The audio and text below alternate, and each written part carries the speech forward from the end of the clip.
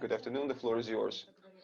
Okay, as people are getting connected, I will say a few words about who I am. I am the moderator of the day, and I'm also the coordinator of the NAM, National Popular Anti-Crisis Management. We have everyone from our pilot press conference, and we have people who want to present their plans. The first person to take the floor with a welcome address goes to the head of NAM, Pavel Latushko. Then, according to the plan, we will talk more about our speakers, our reporters, and then we'll leave some time for the QA. Pavel, the floor is yours. Mr. Latushko, I hope you can hear us. Testing? Yes, we can hear you. Great. So in that case, I'm very pleased to welcome you at the press conference related to the presentation of the National Anti-Crisis Management, the amount of work that has been done by us over the past time frame, and the suggestions that we would like to put forward.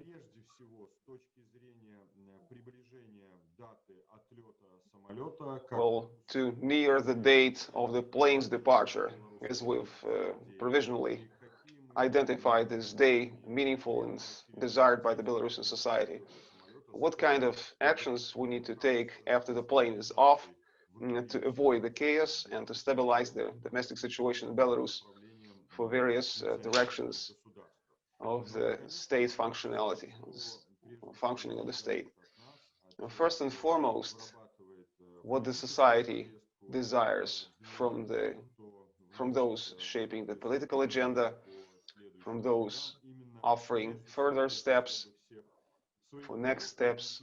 I would like to first of all guide all my colleagues to this.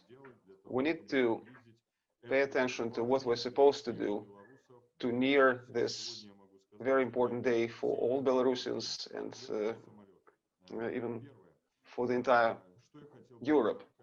The departure of that plane, Air Force One.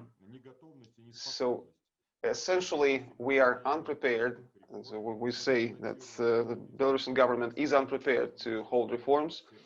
We also see complete cessation of growth and stagnation in all areas of our country's life. The GDP, people's income are sinking. We have serious issues in the social sphere. The pension payments have been decreased. Well, anyhow, whichever domain of life or whichever sector of life you pick, there are obvious signs to be seen there. Complete stagnation and the growth of the critical mass.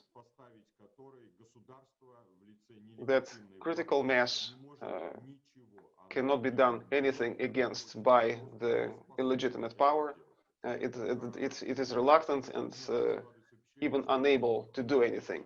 And I don't think that there is any intention on the part of the legitimate authority.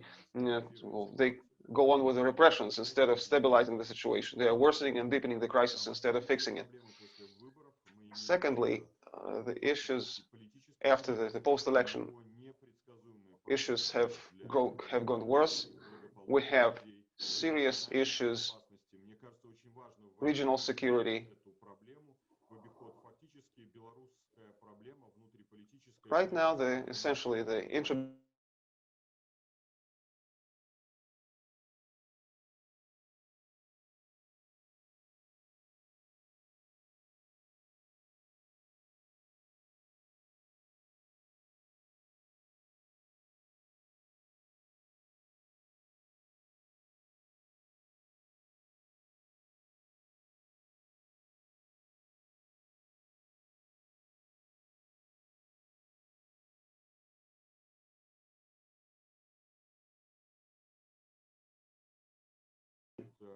essentially risks are created, or risks arise that can trigger adverse consequences for all the neighboring countries, international institutions in charge and responsible for ensuring security in the region of Europe.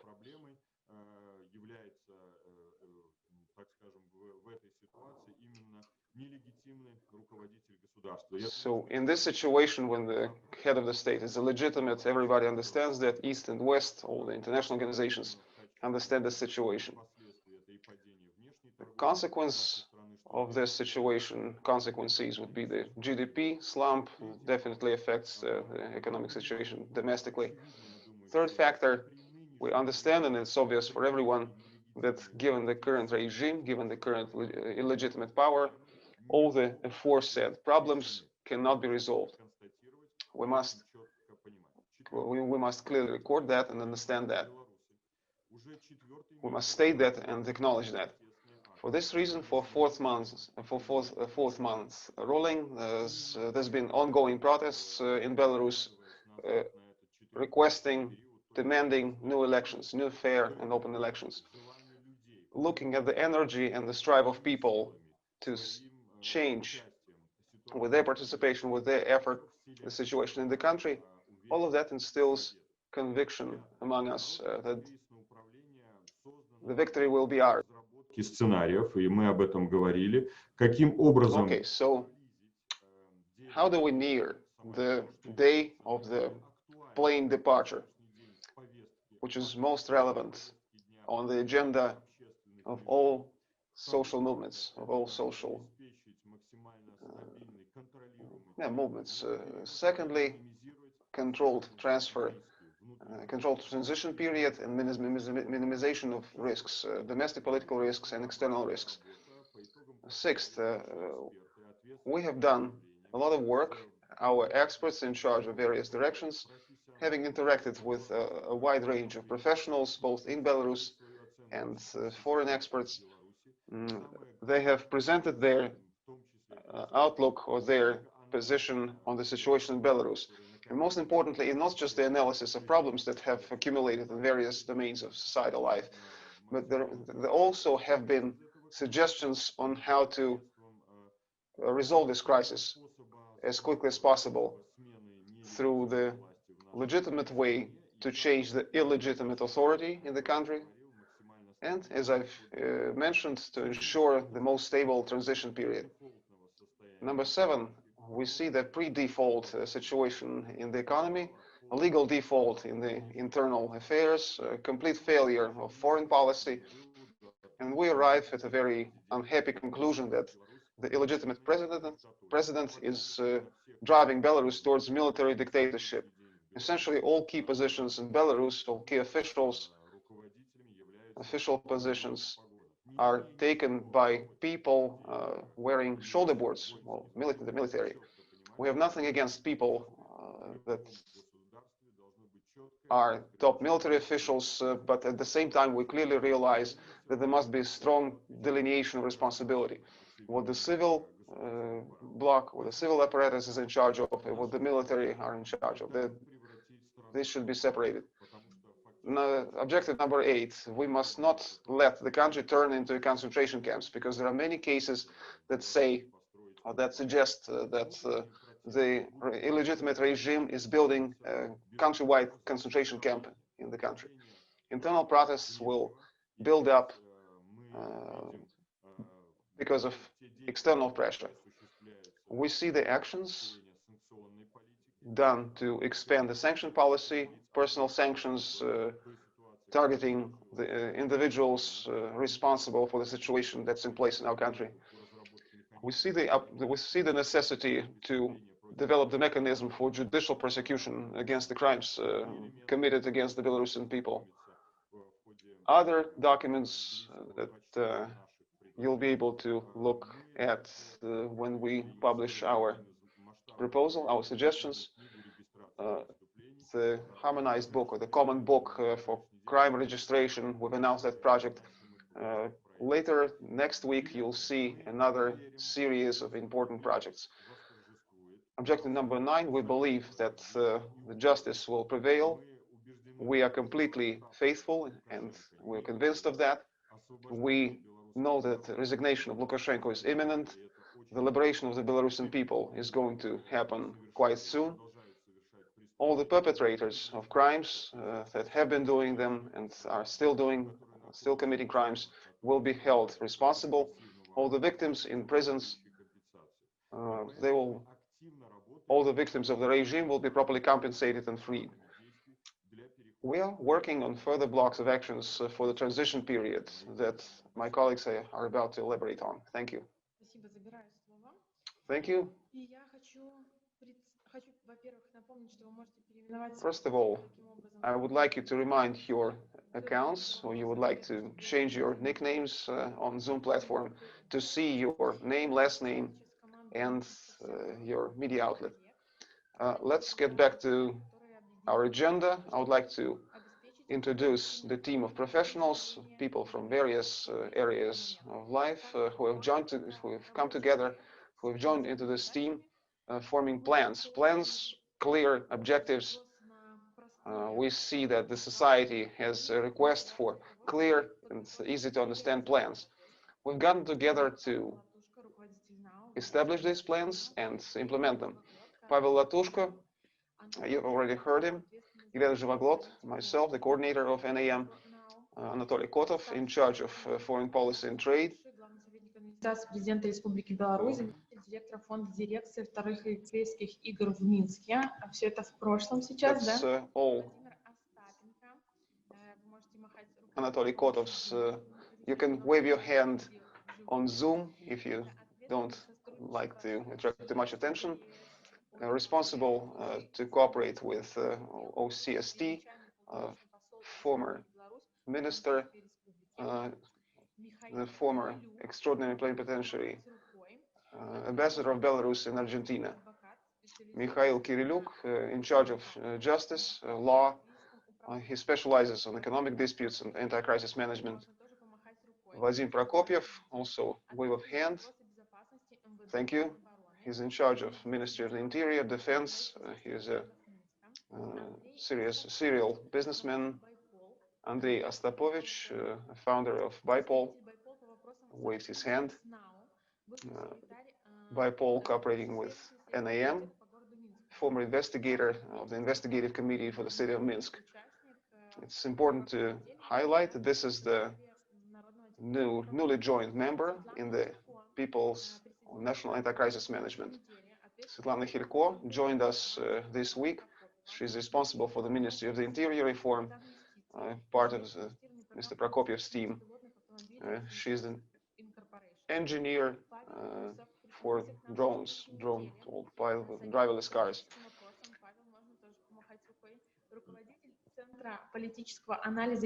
Pavel is in charge of the Center for Forecasting, Polish radio. Well, there's so many positions that these people used to see that the interpreter simply has no access to. Okay, so I don't think Olga Kovalkova has joined, so no details there. And Yuri Kubarevich, he's in charge of the regional development, chairman of the Movement for Freedom, member of the Coordination Council. Yuri is also waving at us. Right, so I would like to also say that we have open positions, open vacancies. I will drop a link to the chat. The National Anti-Crisis Management is prepared to cooperate. What does it mean? We are not splitting ministerial portfolios. We're not distributing ministerial chairs. We're prepared to give the experience or give the reign to people, experts. To experts, that's everything I wish to say from the introductory part, organizational part. So we have some plans in politics, economy, and the internal affairs. In the pipeline, we have sports, culture, and other relevant affairs to be presented during the next sessions.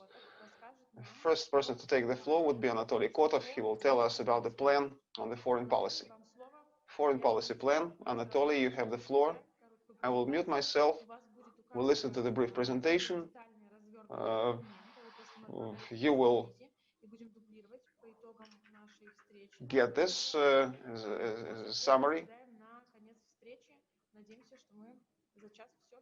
Hopefully, we'll be able to discuss everything within 1 hour, so you'll get the materials afterwards. Good afternoon, dear colleagues. So Belarusian foreign policy. Unfortunately, as it was mentioned already by Pavel Latushko, there is a foreign policy default. The president lost legitimacy in the eyes of the global community because of the elections that happened in August 2020. They have been recognized as completely rigged. Moreover, Belarus has been able to ruin the good neighborhood relationship with all the countries. We've declared the creation of the belt of good neighborhood, but for some reason, Belarus is now in the circle of encircled by enemies. Belarus has lost relations to key foreign economic players. The contacts with the West have been lost completely. Belarus is accusing the countries of with the Western countries of the mythical plans for aggression, invasion. And Russia is blamed against for the elections. You know that there was this private military company, Wagner, whose combatants are still hiding in the forests, but for some reason they have nowhere to be found. In some parallel reality, same as the tanks of NATO that are about to storm our borders. Belarus has taken disastrous damage to its reputation in the international arena. Foreign countries have been diminished. The management of the country ended up on sanction lists. And this does not happen overnight. This happened because of systematic refusal from dialogue. Regional security has always also gone down. Belarus is no longer the donor of security. Belarus is the focus of a serious political crisis. So what will NAM do in foreign policy to near the so-called, or the provisional date of that plane departure? Our priority is the cessation of system-wide repressions and violation of human rights. Unfortunately, this also takes stronger external pressure against Minsk. If Minsk fails to hear the urges to engage in the dialogue, this pressure will increase. This is no maleficence. This is responsibility for the lawlessness. The economic sanctions, political sanctions will expand. The European Union has already introduced 2 packages of sanctions. New ones are coming. The US Congress, the US Parliament is also drafting the law addressing Belarus and violation of human rights. Next, there will be an international mechanism for criminal prosecution for the crimes committed in Belarus. If the country sometimes can overlook the laws, as the president has alleged, there must be alternative mechanisms to hold perpetrators accountable. Thirdly, we will bring other countries up to speed as to the actual relevant situation in Belarus. We're in touch with the key foreign political players. European countries, Canada, the US, UK, Ukraine. We're also prepared for open dialogue with the Russian Federation and the Russian society. Fourthly, we will work to expand the territory of recognition of the territory of the national leader, Svetlana Tikhanovskaya, in the Coordination Council as the executive branch of power.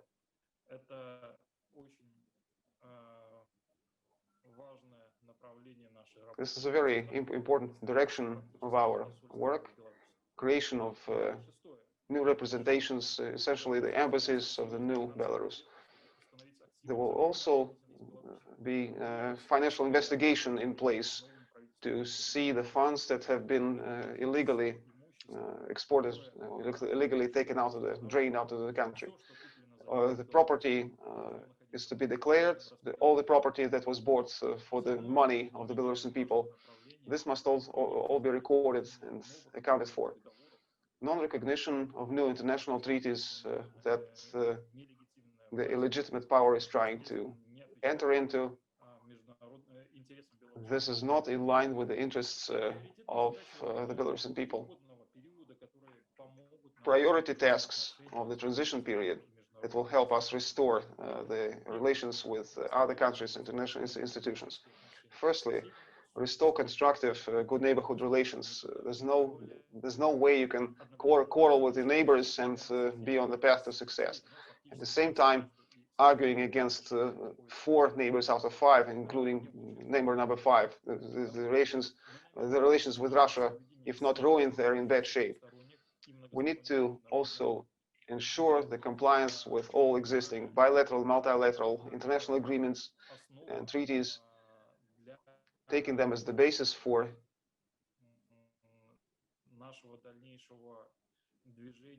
our further movement, the NIM movement forward. The NIM is not planning to reverse the country to the east or to the west. The geopolitical choice is not in question at this point. The Belarusian society is aware or understands which route to take after the next after the new presidential elections. Fourthly, we wish to restore the relations with IMF, the World Bank, EBRD, and other IFIs. Through the fault of the illegitimate government, the funding through these IFIs has been suspended, including humanitarian projects. Accordingly, our mission is to restore constructive relations and to implement the jointly developed Marshall Plan, jointly developed with Svetlana Tikhanovskaya for the new Belarus. Another mission of NIM for the nearest time frame is to develop stabilization plan for Belarus involving Russia and the European Union. The NIM has spearheaded the development of this plan. It's already bringing experts on board, high quality experts on board from Belarus and abroad to implement this, to bring this into practice. Briefly, in a nutshell, these are the main foreign policy objectives. Thank you, Anatoly. The question and answer session will be announced later. We will have time for that. The program of justice, person in charge of justice, corporate law lawyer, anti-crisis management expert, Mikhail, you have the floor. Mikhail Kirilluk. Good afternoon. What can we say about the legality or situation with law in Belarus these days? It's quite simple. The NIM is stating the legal default in the country. The president is a legitimate, the law enforcement authorities, investigative committee, police, Ministry of the Interior, they're no longer performing their function. They are the tool of grasping onto power. The parliament and the constitutional courts are not involved in resolving the political crisis. The judicial power is now owned by the executive branch. Unless the situation is resolved, is overturned, military dictatorship will be installed in Belarus. To do that, or to avoid that, the NIM will facilitate support, filing reports about crimes in all areas of law enforcement areas. In all areas of law enforcement, you have seen such application already. Transferring the information on torture to an international organization. Part of this work has already been done. Forming the list of persons that are suspected of criminal offenses and other types of offenses globally. This work is in progress. Creation of the international mechanism of investigating the violation of human rights, OSCE recommendations. Collection of information about torture, about crimes, using the internet resources, the common book of registration of crimes. Also, the NIM is prepared to inform the citizens about systemic violations, repressive acts by the government, and all other circumstances that caused Belarus to end up in the situation of legal default.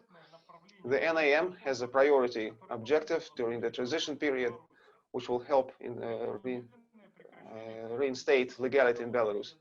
It's the immediate cessation or dropping all the administrative and political cases, immediate liberation and rehabilitation of all political prisoners, creation of the mechanism for compensation for persons illegally held liable administratively, as in fined, or criminally, as in imprisoned.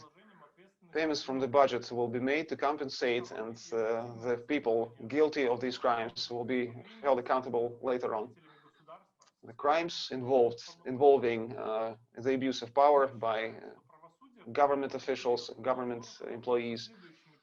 We believe that the NAM in the transition period is supposed to be guided by the following principles: investigation of human rights violations, determination of the scope of responsibility of the perpetrators must not be entrusted to the perpetrators themselves. Not a single state body can effectively reform themselves.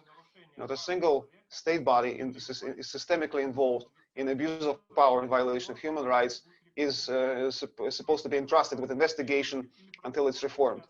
Not a single investigator, prosecutor can maintain investigation and criminally prosecute other people suspected of the violation of human rights and abuse of power.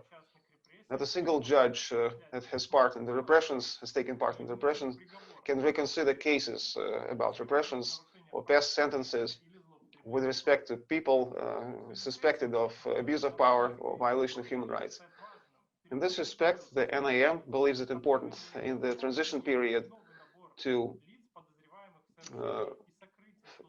dismiss, to fire people that have committed crimes against humanity, have been involved in rigging, including judges, law enforcement officials, investigative committee officials, the prosecutor's office staff. The new staff can be recruited from the old ranks unless these people have been implicated in crimes, concealing crimes. Михаил. Thank you, Mikhail. Thank you for your attention. Да. И следующий слово предоставляю команде Вадима Прокопьева. Светлана Хилько будет докладывать, но первым хочу дать вводное слово Вадиму Прокопьеву. Вадим, вам слово. Звук, Вадим, включить. Vladimir, could you unmute yourself? Не слышим пока. Ага.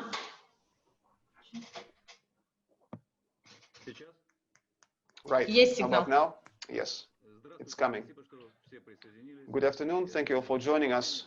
I'll make a small introduction before I pass the floor. The Belarusian society is facing one of the most important questions, and that is this question: how have we grown this monster? I mean the Ministry of the Interior. How come the law enforcement is now an occupation army with its own Gestapo? How did it happen this way? Lukashenko is the reason for everything that's happened. To our silent consent, he grew these monsters, these law enforcement organs that we've created. Basically, he was the one that pointed fingers at who is supposed to be imprisoned, who is to be left alone, who should be ruined, and who should be left alone again. The law enforcement is just a tool of prosecution to keep one person in power. The Soviet punitive system, with all the planned indicators on criminals to be caught,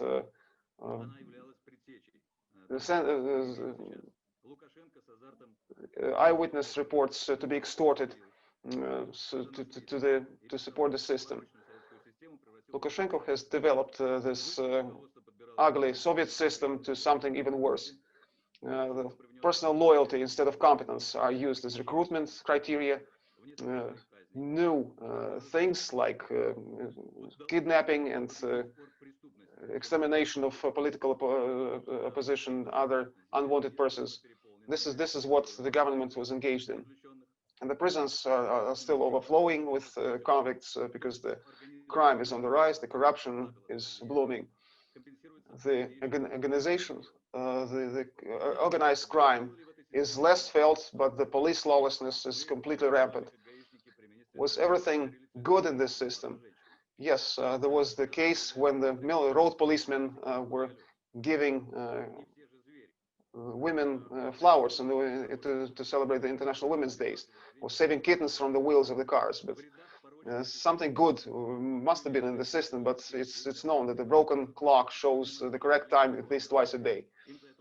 The people have been doing serious workload, have been handling serious workload, they have now questions. What are they going to face with a new authority?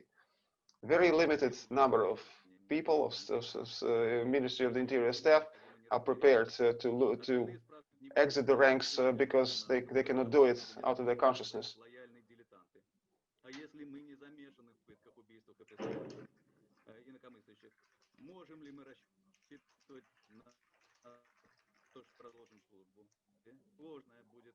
So the question is, with respect to the what's going to happen to the law enforcement unless they leave the ranks voluntarily. Well, we don't have the opportunity to run a poll among these. What is to be done with the Ministry of the Interior in the current form? I believe that the bulk of the protesters will vote for the very cruel option. The trust to the Ministry of the Interior is very low, is the lowest. At the same time, the public trust must be reinstated, the society's trust. We must separate the guilty and the innocent law enforcement. And not a single sadist must find their way to the ranks of the new police, but we cannot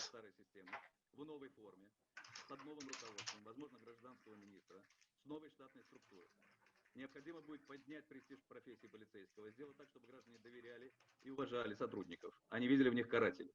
Работы будет много. Времени. So it's important that the people are not that they don't see the punitive forces in the law enforcement. We will not be the first country that will undergo this, that will go through this. We have seen the example of Georgia. Just several words about the Georgian reform. So, for 3 months, the Georgian society lived without road police. Nothing bad happened. 50 people was the competition of 50 people per one learning spot in the academy. 87% is the credit of trust to the police by the Georgian society. 87% of people trust their police. The lessons of Ukraine were also interesting. We had active police in Canada, US and Canada policemen on our team when developing these measures. I would like to introduce a very decent person, Svetlana Khilko, a very good professional. So she's in charge of the project of the Ministry of the Interior reform. The investigative committee of Belarus, she was an investigator, she was a captain of justice, a rank,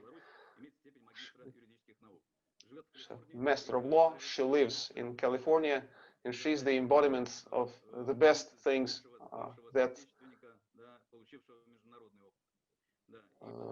she has all the best expertise a professional of that kind can offer. So it is my pleasure to introduce Svetlana. Thank you for this flattering introduction. It's unexpected and very pleasant. Good afternoon, dear colleagues, dear representatives of the media. My name is Svetlana Khilko.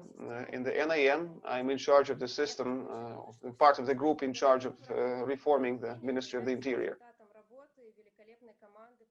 So everything that I'm going to describe is the fruit of work of people both in the country, in Belarus and abroad, many of whom cannot speak openly. I would like to thank them for their self-sacrificial effort for the work they've done. The necessity of the Ministry of the Interior reform is so necessary, I don't have to convince neither its staff nor the people about its necessity. Upholding the law, upholding the legitimate interests of the society are priority. Basically, we need for people to remember this, and this request for the reform of the Ministry of the Interior system is important. There is no living like this any longer. Orders rather than laws are being complied with. Today, there are gangs of so-called people who care, who operate and protest or suppress against the protesters. The government is giving them orders. There are chaotic movements and so on and so forth. So there is a lack of willingness or preparedness to plan the risks.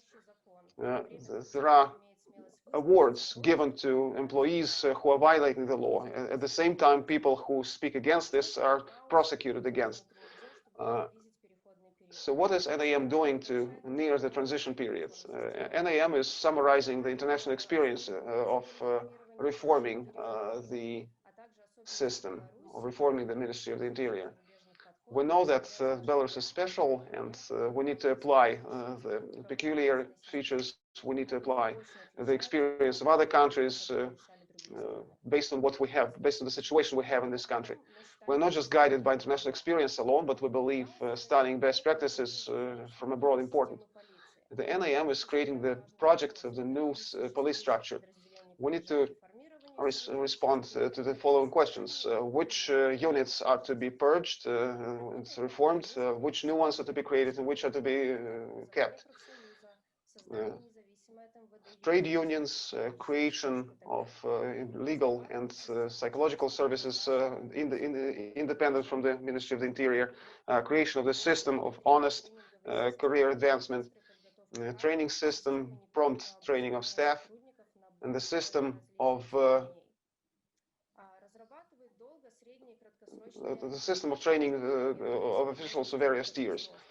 There are plans are flexible with the possibility to adjust them, the plans that we have. We don't want to bring a plan together that's enforceable for 5 years and it will be set in stone without the possibility to change it. So we need to reserve that flexibility option. We need to test some concepts and hypotheses and make scientifically informed conclusions as to whether they work or not. Because we need to remind that that is not a single perfect model of policing in any country out there. There are standards, there are norms that should be strived for, but I believe that with our potential we can do better and we can set an example for many other countries. The NAM is also handling international cooperation and financial support to the reform. I would also like to touch upon the priority objectives during the transition period in the Ministry of the Interior. And first of all, it's upholding the law in the country, creation of the situational headquarters for like the response team, prevention of destruction of evidence of crimes, prevention of people fleeing the country and going into hiding, those of the criminals. The project of the Ministry of the Interior reform is not directly involved with this, but we will act under the auspices of the BIPOL initiative. They are in the lead here. We will be rather the executors of their orders and their instructions in this respect. Cooperation with or facilitation the investigative bodies, the BIPOL is also helpful there. Completion of the reforming of the budget of the system itself, ultimate formation of the team, distribution of roles, and initial stages of reform without any delay. Completing my presentation, I would like to say that all of our work will be based on care for people, citizens, rank and file citizens, and staff members, reconciliation in the society, punishment of the perpetrators, and rehabilitation of the innocent in accordance with the law, following the principles of humanitarian values and long-term public benefit. That's it. Thank you very much for your attention. Thank you, Svetlana. Спасибо, Вадим, за Thank you, доклад. Vadim, for your И talks. завершать сегодняшний день в разрезе докладов будет Павел Павлович Латушко, и он расскажет нам о плане по экономике, как приблизить переходный период и действия в переходный период. Почему сам Павел Павлович расскажет об экономике? Это, скажем так, вопрос организации безопасности, основного докладчика, который был причем автором программы, мы сегодня не можем представить, но уже в ближайшие недели это станет возможным, когда будет безопасно. Павел Павлович, вам слово. Thank you, Elena. I believe that the majority of our So we will work to address the prospects of the economic development of our country. This is paramount for any state. We want to emphasize that our pragmatic goal is not just coming to power or changing Lukashenko, replacing Lukashenko as the head of the state. We need to ensure normal functioning and further growth of our country's economy. First and foremost, we should state that the situation in Belarus in economic state is pre-default. The public debt has grown up by more than 29% from January. It's 29 billion US dollars. It's 3 times the forex and gold reserves. By the way, there's been over the rule of Lukashenko, there was a 65-fold increase of public debt. $8,000 is owned by every Belarusian. So the gold reserves are shrinking, the inflation is growing. You'll get the figures from the reports. Recession in the economy, the GDP, according to experts' estimates, will shrink by 5%.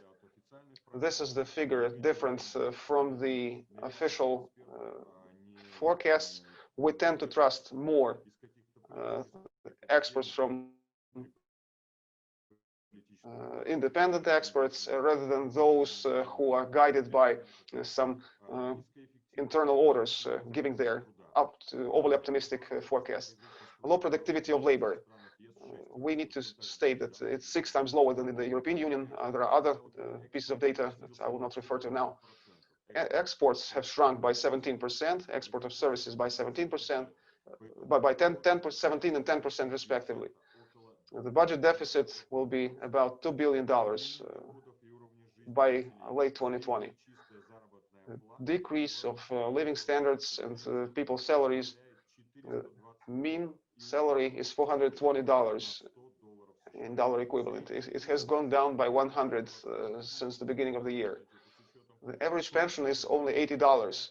That's even given the Lukashenko announced increase as of December the 1st. It's shrunk by $30 from January the 1st.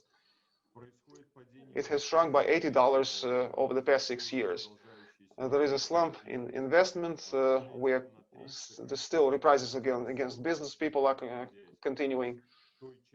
The creation of new economic entities, private SMEs, has shrunk by 30%. That's primary motor of the economy. The banking system is also doing poorly. The national currency deposits have shrunk by 10%, amounts, and foreign currency by more than 21%. The deposits of legal entities in rubles have gone down by 22%. So what is the national anti-crisis management going to do in crisis and finance to near the date of the plane departure, to minimize the damage from the actions of the illegitimate government? Will minimize the possibility of state debt increase.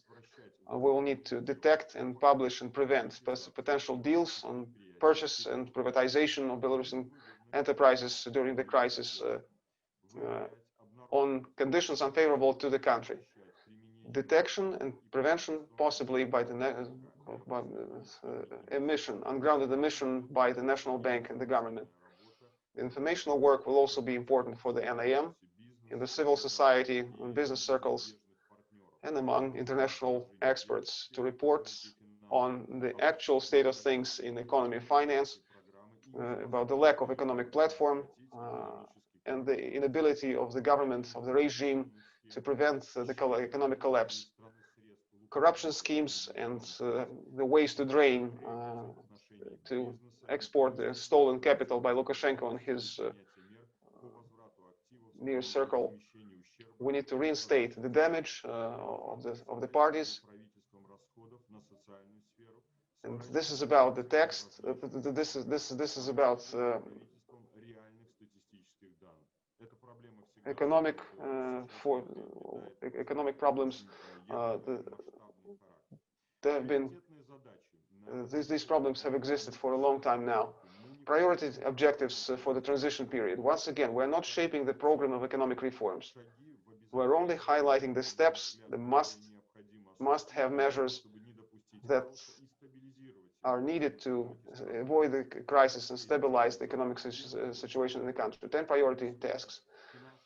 First and foremost is financial support to Belarus by international financial institutions, by the IFIs, and forming the Stabilization Anti-Crisis Fund, involving the EU and possibly Russia. Second objective, under the auspices of the Coordination Council and the NAM, form a panel of Belarusians, including Belarusians living abroad, to shape the block of economic reforms, to shape the reserve of potential staff for the new government, simplification of business, moratorium on inspections, facilitation of effective public-private partnership. Fourth objective, preparing the drafts of laws. We need to be realistic that in 70 days, involving these reforms, implementing these reforms will be impossible. We need to create the draft first, create the legal framework that can be used by the new government after the new presidential elections. Prepare draft laws to decriminalize certain economic crimes as well as amnesty of capital.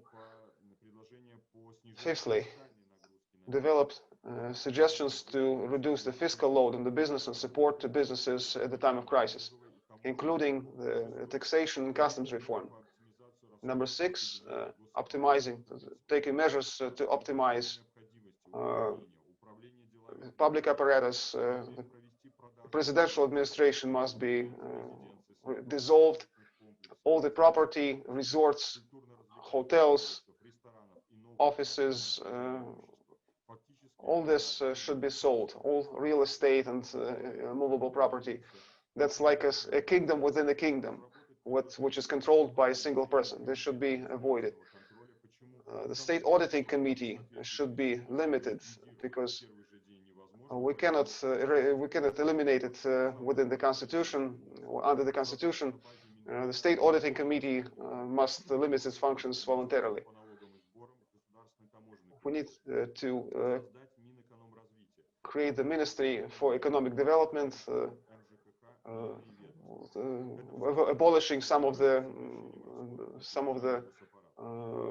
institutions and ministries that exist to date, with overlapping functions, to save the budget on state apparatus. So we need to ensure privatization of communal property, keeping the best interests of workers in mind. Special importers and special exporters should be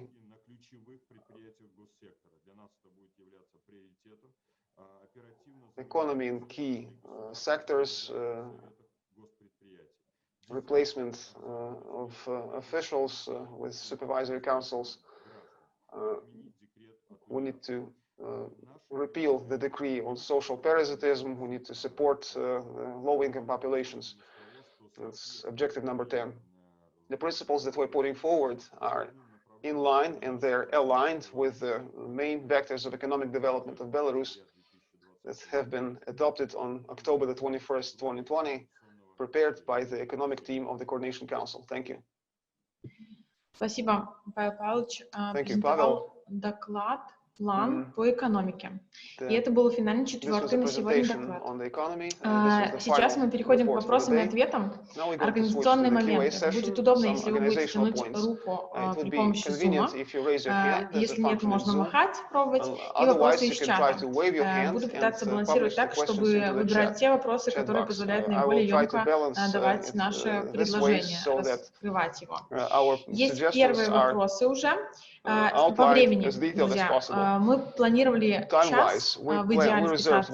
Видим, что сейчас осталось 10 минут. Мы готовы взять больше времени. Давайте замерим плюс 15 минут на вопросы-ответы, если дискуссия развернется интересная и объемная. Итак, первый вопрос в чате, который прозвучал. Не стесняйтесь тянуть руки, пока мы будем отвечать. Михаилу Кириллюку. Вопрос. Вы правы, говоря, что причастные к преступлениям и их сокрытию не могут быть в числе тех, кто будет расследовать эти преступления. Но, первое, как вы видите процесс выявления сопричастных к преступлениям? И второе, именно страх преследования является одним из мотиваторов, по которым продолжают происходить нарушения прав человека. Как это изменить? Первое, как видите процесс выявления сопричастных к преступлениям? Михаил. Okay, so these are the two questions. I believe that this takes normal investigative work. This normal investigation has enough material in the open sources already. When we're working with the open sources, we see that there is a huge array of text, of videos, of pictures that contains all the necessary details to initiate criminal proceedings against the perpetrators, particularly with respect to crimes of office, such as passing obviously criminal verdicts, sentences. We have the protocols of courts, we have the testimony of people that were participating in the hearings. I don't think there will be a lack of information. There will be an abundance of information. A huge workload on the part of, a huge load for the investigators to sift through this materials to eliminate the fake items and to stick with the true ones. But it's normal investigative work. There is no super task here aside from the workload, the volume. If there is political will by the people to investigate into these crimes, I know that everyone has their own personal array of evidence that is not presented to the law enforcement because of the fear of political persecution. This new pieces of evidence will be submitted to the new investigative bodies. The second part, the fear of prosecution, is the motivator that causes to violate human rights. I don't believe it to be the case. I believe it's quite the other way around. The fear of this international prosecution is the motivator of people in the judicial system, in the law enforcement, to go and seek leaves, to sabotage the things happening, to do their work as sloppily and as slowly as possible, that it yields no benefit, no result. For instance, I'm observing this in Belarus, that even political cases for 2334 article of the administrative offenses code, they are sent for further development, and in 2 months they're dropped. Because if the judge sees a videotape that shows that the person was in a different place, then they're charged off. So, of course, the judges who see their future only in compliance with the orders of the power, of the legitimate power, sometimes the judges simply don't want to put a signature under the sentence when they see obvious evidence of the person's whereabouts being different than the charges brought against them. So I believe that this fear Михаил, is хочу grounds for the уже motivation поторапливать, да, чтобы for мы further успели задать changes, много positive вопросов. changes in Спасибо за the ответ. Мне кажется, system. мы получили Thank you. I would его, услышали encourage shorter развернуто. Есть responses. рука I think Ольга the question Дрындова. was answered. Боюсь, Olga чтобы я Drindova, I would правильно like назвала to ask фамилию. her question personally. Yes, it's all right. So I represent a German-speaking outlet. I live in Germany, Belarus analyse. I have a question dating back to the beginning of all this. I have this impression that nobody in government, or few people in Germany understand the structure. There is a team of Svetlana Tikhanovskaya with representatives on economy and so on and so forth. There is the Coordination Council and there is the NAM, the third entity. I've got this impression that people here fail to realize whether these are competitive entities or they work together. Because your website says that there is cooperation with the Svetlana Tikhanovskaya's team, who's doing a lot of work for foreign policy. So when you're referring to us and foreign policy, who is us? Is there cooperation with the initiatives by Svetlana Tikhanovskaya's team? How would you characterize your relations? Are that standalone political entities with their interests, but each representing the Belarusian people? And if it's something united, something combined, why does it seem so separated? These are the questions that I get here in Germany from politicians, from people that deal with politics. I don't know how to answer this question. And second question was very simple. Who's going to be who took the decision as to who is going to be in charge of Спасибо various за вопрос. Павел divisions? Павлович, Thank you отвечаю, for the даю вам question. слово. Pavel, I Давайте. think you're the go-to person for this one. Yes, thank you very much for this question. We've highlighted this from day one, and we still maintain this position. The National Anti-Crisis Management is created in accordance or in coordination with the Coordination Council, which is a legitimate institution recognized by the European Union, European Parliament. As far as we're aware, the Act on Democracy, the United States of America's Act on Democracy and Human Rights in Belarus, is also recording the legitimacy. It's codifying the legitimacy of the Coordination Council. So yes, the NAM was created in coordination with the CC. We're also coordinating with this headquarters of Svetlana Tikhanovskaya. Our objective is to facilitate the time frame for negotiations. The primary objective of the Coordination Council is to make the negotiations possible, to organize these negotiations. And we're also rendering intellectual, informational facilitation to the headquarters of Svetlana Tikhanovskaya staff to implement the objectives that are completely matching. We have 3 clear objectives that have been coordinated on, that have been agreed on by the Svetlana Tikhanovskaya staff and the Coordination Council, the CC, and the NAM is committed to complying with these 3 objectives. The NAM heads, direction heads, well, this was a team decision. We proceed from the fact that the NAM must include both younger and more experienced, highly professionally experienced people, representatives of various entities, both state-run and political circles. You can read their bios. There are ex-officials, ex-law enforcement, representatives of political parties, social initiatives, and well, civil society initiatives. So there is a very big cross-section of the Belarusian society that's represented. The German politicians should also understand that there is no consensus on absolutely all the matters in the German parliament. There are various political movements, political forces. So unlike the parliament, we have completely aligned, completely similar goals, same direction of movement, development, and the unification of all the resources, personal resources and other resources, human resources, to near that date, the plane departure. Спасибо за ответ, думаю, исчерпывающе. Буду помнить еще, что наша команда докомплектовывает состав экспертами, так, чтобы балансировать то, о чем говорили, разные социальные группы и разный опыт. И мы будем использовать формулировку экспертной группы, помогать достигать цели штаба Светланы Тихановской. И вижу руку живую Евгений Муравич. Вам слово, вопрос. Yes, thank you, Elena. I have a question to Pavel. I represent television of Portugal in Moscow. Pavel used to be an ambassador of Belarus to Portugal. So apart from the picture that you've painted, you also said that there are some infrastructural, structural changes in the economy. Me and you, have been born in the Soviet Union. And this Lukashenko is manipulating this paternalistic feelings of the Belarusian people. How do you plan to, at least in Russia, I believe in Belarus as well, this paternalistic fear is still there, the fear of the budget-funded officials with their faith in the good Tsar.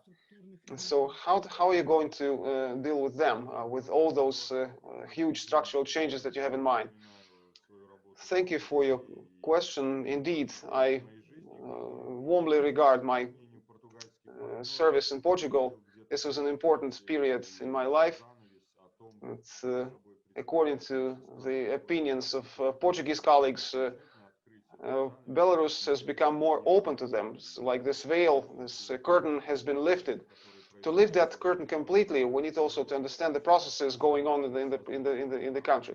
The Belarusian society is completely mature to change the philosophy of governance, of the state governance, switching from strict dictatorship, administrative-based control to more, if you will, liberal ways of running the country that facilitate or that are conducive for development, if you will, self-development of various institutions within the country, various initiatives, the development of the economy.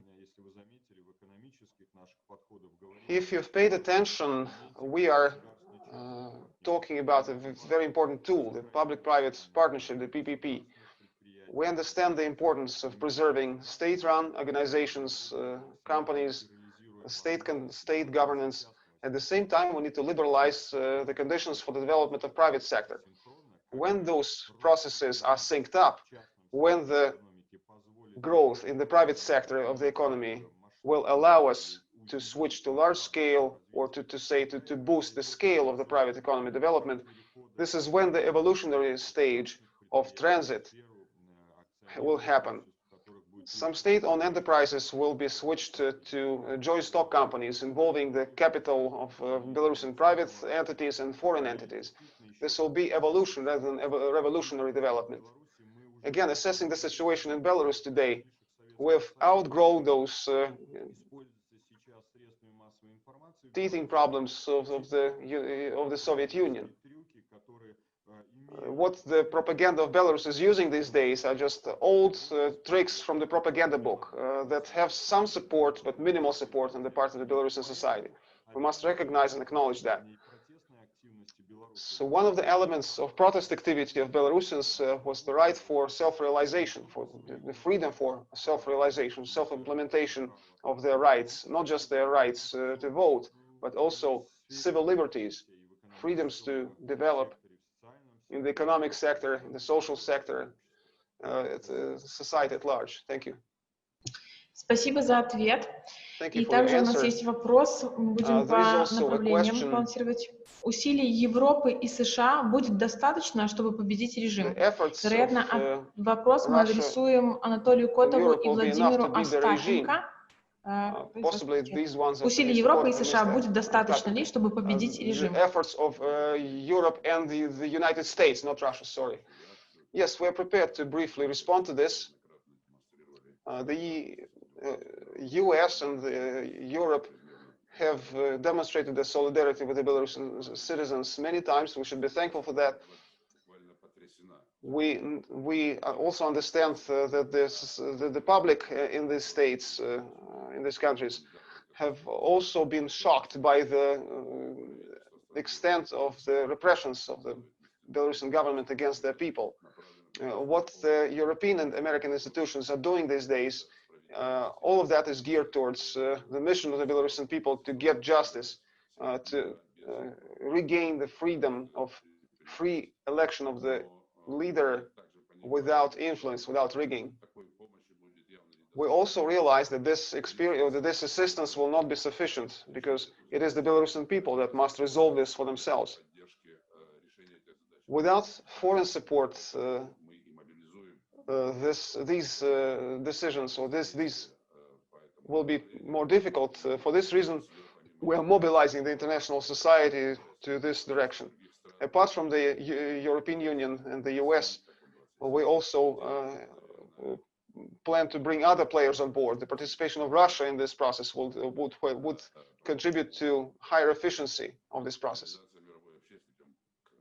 So this polarization of the global community together desired result. В экономику, ну, соответственно, думаю, Павел Павлович, вы будете на него отвечать. Вы поддерживаете ли отключение Беларуси от SWIFT? Disconnection of Belarus from the SWIFT system. Well, that's a difficult one out there. I believe that there is no one surefire way to answer it today. We know that Golos platform has launched public voting on this matter among the society of Belarus. First of all, it's the society of Belarus that must give the answer to this question, whether this is the way to go, whether this approach should be implemented. Also, we need to get expert opinion from the economists as to the consequences of such steps. I mean, experts must also take the floor and speak their mind about this. We believe that the adoption of this measure could happen given the societal consensus, the experts' evaluation. Well, anyway, this is a very last resort measure, but again, if the society agrees and the experts agree, this could be the way to go. We need to realize the profoundness of humanitarian consequences, how deep-rooted those would be. So let's wait for the goalless voting platform to bring us the voting results, and the second stage will be the sit-down between economic experts about the feasibility and the consequences of such Друзья, можете забрать последние вопросы, либо поднимать руку. Сейчас зачитываю для Светланы вопрос. У нас 5-10 минут. Вопрос за Светланой. Вы правда верите, что в МВД, прокуратуре и других структурах большинство не поддерживает Лукашенко? Почему тогда изнутри эти структуры еще не развалились?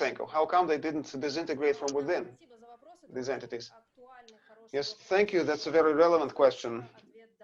The question is definitely yes. We clearly see the picture that the mid-management in the Ministry of the Interior and other law enforcement agencies do not support Lukashenko. There's a serious divide from within.